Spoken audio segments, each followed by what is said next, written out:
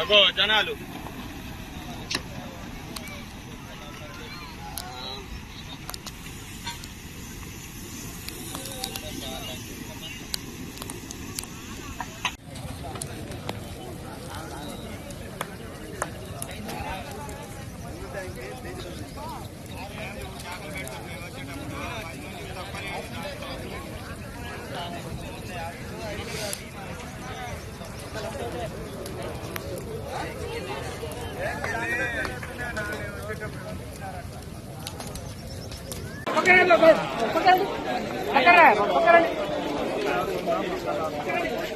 ఈరోజు ఉదయం 6 గంటలకి ఒంగోలు అదేవిధంగా మార్కాపురం నేషనల్ హైవే మీద ఒక ప్రైవేట్ ట్రావెల్స్ బస్సు ఒక టిప్పర్, ఈ రెండు కూడా ప్రైవేట్ ట్రావెల్స్ బస్సు జగిత్యాల నుంచి కలిగిరి వెళ్తుంది, అదేవిధంగా టిప్పర్ లారీ మార్కాపురం వెళ్తుంది లారీతో.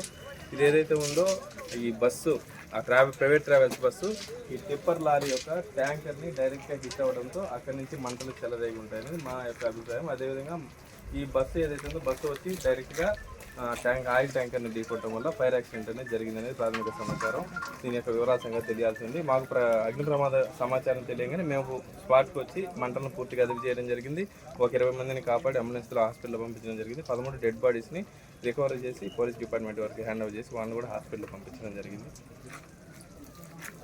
ఇదండి ప్రమాదానికి గురైన హరికృష్ణ ట్రావెల్స్ బస్సు. ఇది ఏదైతే ఉందో ఈ బస్సు మొత్తం కూడా దగ్ధం అవ్వడం జరిగింది. దీనిలో ఉన్నటువంటి 13 డెడ్ బాడీస్ని కూడా మొత్తం కూడా తీసి సేఫ్గా తీసేసి పోలీస్ డిపార్ట్మెంట్